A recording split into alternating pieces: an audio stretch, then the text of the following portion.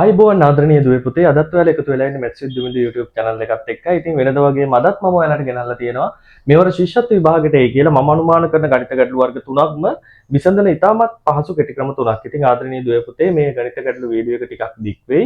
ඒක නිසා මම ඔයාලගෙන් ආරාධනා කරනවා මේ ගණිත ගැටළු තුනම නරඹන්න වීඩියෝ එක අවසාන වෙනකම්ම රැඳිලා ඉන්න කියලා. ඊට අමතරව පුතේ පුංචි කාරණාවක් තියෙනවා. ගොඩාක් අය කියන්නේ දවසට මැසේජ් 100ක් විතර මට එනවා. සර් ඔයාගේ ගණිත ගැටළු පන්තියක් නැද්ද? එහෙම නැත්නම් කොහොමද අපි ඒකට සම්බන්ධ වෙන්නේ කියලා. ඉතින් ආදරණීය දුවේ පුතේ මේ වෙනකොට මගේ ගණිත ගැටළු පන්තියක් තියෙනවා. ඊට අමතරව මම දැන් අලුතෙන් එකක් දැන් තව සති දෙකකින් පමණ අලුතෙන් එකක් ගණිත ගැටළු පන්තියකුත් පටන් ගන්න හිතාගෙන ඉන්නවා. ඒකට මම එකතු කරගන්නේ අලුතෙන් ළමයි 100 දෙනෙක් පමණයි. ඒක නිසා ඔයත් කැමති නම් ගණිත ගැටළු පන්තියට සම්බන්ධ වෙන්න ඔයාගේ පාසලයි ඔයාගේ නමයි සඳහන් කළ මේ තිරේ දිස්සන WhatsApp නම්බර් එකට මට පණිවිඩයක් එවන්න. එහෙනම් ආදරණීය දුවේ පුතේ අපි යමු වැඩි කතා නැතුව අද දවසේ ගණිත ගැටලුව මොකක්ද කියලා බලන්න. කමිදු සහ මිහිරංග යන දෙදෙනාම තරාදියකට ගොඩ විය. තරාදියේ යගය කිලෝ 67ක් විය. කවිඳුට වඩා මිහිරංග කිලෝ 27ක් බරින් වැඩිය. කවිඳුගේ බර කොපමණද? ඉතින් දුවේ පුතේ මේකේ ඔයාලට කියනවා කවිඳු සහ මිහිරංග කියලා දෙන්නෙක් ඉන්නවා. ඒ දෙන්න තරාදියකට තියලා තරාදිය අගය මොකක්ද කියලා බලලා තියෙනවා නේද? ඒතර මේ දෙන්නම තරාදියට ගොඩ වුණාම තරාදියේ පාඨාංගය එහෙම නැත්නම් තරාදිය අගය කිලෝ 67ක් කියලා පෙන්නනවා. ඉතින් ඒකෙන් අපිට කියන්නේ මොකද්ද? ඒකෙන් කියන්නේ මේ දෙන්නගේ බරේ එකතුව කිලෝ 67යි කියලා. ඊළඟට පුතේ තව පුංචි කාරණාවක් අපිට මෙහෙම කියනවා. අපිට කියනවා පුතේ කවිඳුට වඩා මිහිරංග කිලෝ 27ක් බරින් වැඩිලු. ඔන්න ඒ කාරණා දෙක තමයි අපිට දීලා තියෙන්නේ. ඊට පස්සේ අපෙන් අහනවා පුතේ කවිඳුගේ බර කීයද කියලා තමයි අහන්නේ. හරි මම මෙන්න මෙහෙම පටන් ගන්නම් මේ ගණිත ගැටලුව ඔයාලට හදන විදිය කියලා දෙන්න. ඉතින් ඔයා මේ ගණිත ගැටලුව හදනකොට පුතේ මුලින්ම කරන්න ඕනි කාරණාව තමයි මෙතනින් බරින් වැඩි කවුද කියලා හොයාගන්න ඕනේ. කවුද බරින් වැඩි? කොහොමද අපි ඒක හොයාගන්නේ? අයි පුතේ අපිට චූටි ඉංගියක් දුන්නානේ. අපිට කිව්වා පුතේ කවිඳුට වඩා මිහිරංග කිලෝ 27ක් බරින් වැඩිලු.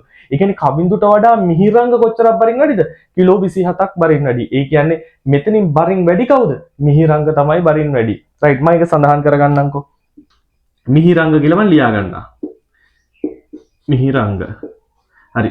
මෙයා තමයි පුතේ බරින් වැඩිම කෙනා. මම කිව්වේ මොකද්ද මේ ගණිත ගැටලුව හදද්දී අපි මුලින්ම බරින් වැඩි කවුද කියලා අඳුර ගන්න ඕනි. අඳුර ගන්න විදිහත් මම ඔයාලට කිව්වා. හරි. එවනියට ඔයා කරන්න ඕනි කාරණාව තමයි අපිට මෙතනදී පුතේ මේ බරින් වැඩිම කෙනාගේ බර කීයද කියලා හොයාගන්න පුළුවන්. බරින් වැඩිම කෙනාගේ බර කීයද කියලා හොයාගන්න පුළුවන්. ඒක හොයන්න මෙහෙමයි පුතේ. ඔයා ඉස්සල්ලාම මේ දෙන්නගේ බරවල් දෙකේ එකතුව ලියා ගන්න. ඔන්න මම ලියාගත්ත කීයද? කිලෝ 67යි. ඊළඟට පුතේ මේ දෙන්නගේ බරවල් දෙකේ වෙනස දීලා තියෙනව නේද? ඒ වෙනස කියන්නේ එක්කෙනෙක් දැන් කවිඳුට වඩා මිහිරංග කිලෝ 27ක් බරින් වැඩි කියලා කියන්නේ ඒ දෙන්නගේ බරවල් දෙකේ වෙනස. ඒ කියන්නේ බර වැඩි කෙනාගෙන් බර අඩු කෙනා අඩු කරාම කිලෝ 27යි කියලා නේද කියන්නේ. එහෙනම් ඒකත් ලියා ගන්නවා කිලෝ 27යි කියලා. රයිට්. දැන් කරන්න ඕනේ කාරණාව තමයි පුතේ බරවල් දෙකේ එකතුව සහ බරවල් දෙකේ වෙනස ඔයා එකතු කරන්න. බලන්න එකතු කරාම කීයක් එනවද කියලා? 7යි 7යි 14න් 4 එකක් ඉතුරුයි 6යි 2යි 8යි අර ඉතුරු එකයි 9යි. එහෙනම් පුතේ එතන එකතු වෙනවා කීයක්ද 94යි කියලා. ඔයා ඊළඟට කරන්න ඕනි වැඩේ තමයි පුතේ ඔන්න ඔය එන සංඛ්‍යාව බෙදන්න ඕනි දෙකකින්. ඔය එන සංඛ්‍යාව දෙකින් පමණමයි නේද? මේක හොඳට මතක තියාගන්න ඕනි කාරණාවක් පුතේ දෙකින් බෙදන්න ඕනි. මම ආයි චුට්ටක් කියන්න මුලින්ම මොකද්ද කරේ කියලා. මුලින්ම ඔයා කරන්න ඕනි බරින් වැඩිම කෙනා කවුද කියලා හොයාගන්න. ඊට පස්සේ මම කිව්වා යට ඒ බරින් වැඩි කෙනාගේ බර අපිට හොයාගන්න ක්‍රමයක් තියෙනවා. ඒ ක්‍රමය තමයි මම එකින් එක කියාගෙන ආවේ. මුලින්ම කරන්න ඕනේ පුතේ බරින් වැඩිම කෙනාගේ බර හොයන්න නම් ඔයා දෙන්නගේ බරවල් දෙකේ එකතුව සහ බරවල් දෙකේ වෙනස එකතු කරනවා. ඒ එකතු කරලා එන අගය පුතේ ඔයා අනිවාර්යයෙන්ම බෙදන්න ඕනේ කීයෙන්ද? දෙකෙන් බෙදන්න ඕනේ. බලමු දෙකෙන් බෙදුවම මොකද වෙන්නේ කියලා.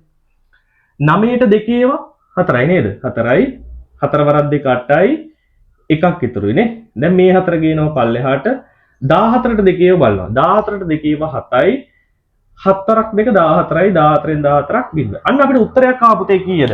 අපිට උත්තරයක් ආවා 47යි කියලා නේද?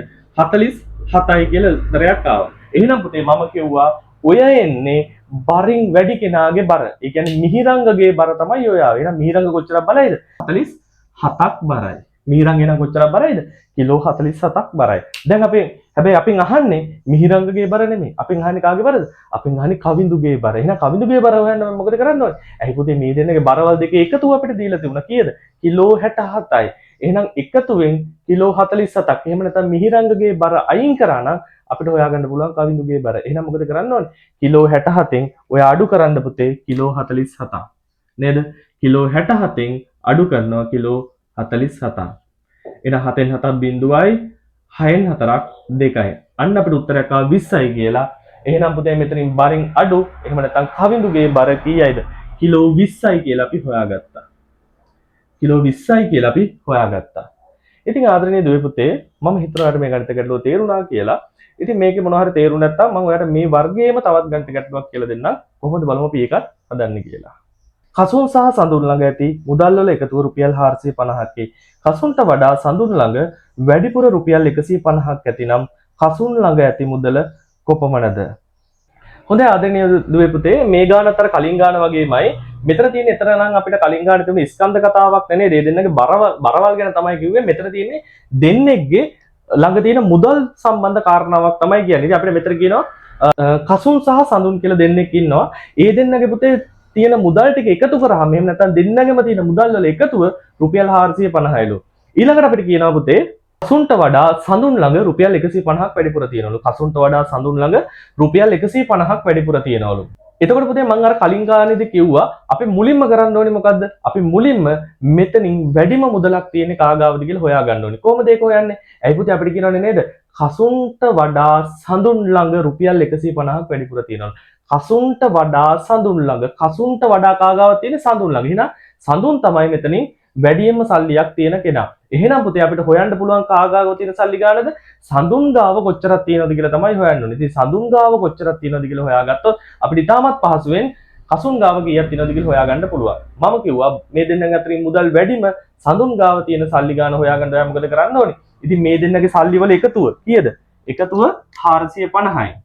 එකතුව 450යි. ඊළඟට මම මෙයාට එකතු කරන්න කිව්වා පුතේ ඔයාට මොකද්ද මේ දෙන්න ළඟ තියෙන සල්ලි වල වෙනස අර කිව්වනේ පුතේ නේද කසුන්ට වඩා සඳුන් ළඟ රුපියල් 150ක් වැඩි තියෙනවා කියලා ඒක තමයි වෙනස එහෙනම් ඒක එකතු කරන්න ඕනේ මේ අගයට 150ක් එකතු කරනවා අන්න එන උත්තරයක් 0.10න් 0.1ක් ඉතුරුයි 4 1යි 5 1යි 6යි අන්න 600ක් කියලා ආවා මේ දෙන්න ළඟ තියෙන එතකොට පුතේ මුදල් වල එකතුව සහ වෙනස එකතු කරාම රුපියල් අපිට 600යි කියලා. ඊළඟට මම මොකද කරන්න කිව්වේ?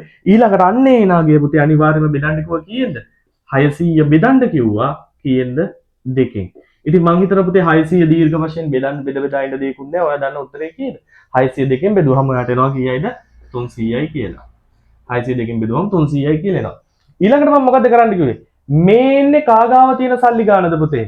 මෙතනින් වැඩියෙන්ම තියෙන්නේ සඳුන් ගාව වෙන සඳුන් ගාව තියෙන සල්ලි ගාන තමයි ආවේ සඳුන් ගාව වෙන රුපියල් කීයක් තියෙනවද රුපියල් 300ක් තියෙන හැබැයි අපෙන් අහන්නේ සඳුන් ගාව තියෙන සල්ලිද නෑ අපෙන් අහන්නේ පුතේ කසුන් ගාව කොච්චරක් තියෙනවද කියලා එහෙනම් කසුන් ගාව තියෙන ගාන හොයන්න මොකද කරන්නේ ඔයා මේ වෙනකොටත් දන්නවා ඇයිද මේ දෙන්නගේ පුතේ මුදල් වල එකතුව කීයයි කියලාද අපි කිව්වේ 450නේ එහෙනම් 450න් ඔයා මොකද කරන්න ඕනේ 300ක් අඩු කරන්න ඕනේ නේද එහෙනම් අපි බලමු 450න් 300ක් අඩු කළා මොකද වෙන්නේ කියලා 450න් අඩු කරනවා 300ක් නේද 0.5යි 1යි අන්න උත්තරයක් ආව පුතේ එහෙනම් කසුන් ගාව රුපියල් 150ක් තියෙන්න ඕනේ කාගාවද කසුන් ගාව රුපියල් 150ක් තියෙන්න ඕනේ ඉතින් මං හිතනවා පුතේ දැන් නම් හොඳටම ඔයාලට ගණිත ගැටලුව තේරුණා කියලා ඒ වුණාට අපි තව ගණිත ගැටලුවක් කරලා බලමු මල්ලක ඉදුණු අඹ සහ අමු අඹ ගෙඩි 78ක් ඇත එයින් අමු අඹ වලට වඩා ඉදුණු අඹ ගෙඩි 22ක් ඇතිනම් මල්ලේ ඇති ඉදුණු අඹ ගෙඩි ගණන කොපමණද?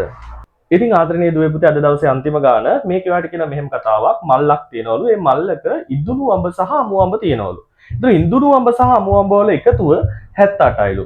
ඊට පස්සේ ආයෙ කාරණාවක් මෙහෙම කියනවා පුතේ මේ 78 අමු අඹක් තියෙනවා ඉදුණු අඹක් තියෙනවා. ඊළඟට ඔයාලට කියන කාරණාව තමයි පුතේ මෙතන අමු අඹ වලට වඩා ඉදුණු අඹ 22ක් වැඩිලු. ඒ කියන්නේ අමු අඹ වලට වඩා ඉදුණු අඹ කොච්චරක් වැඩියෙන් තියෙනවද?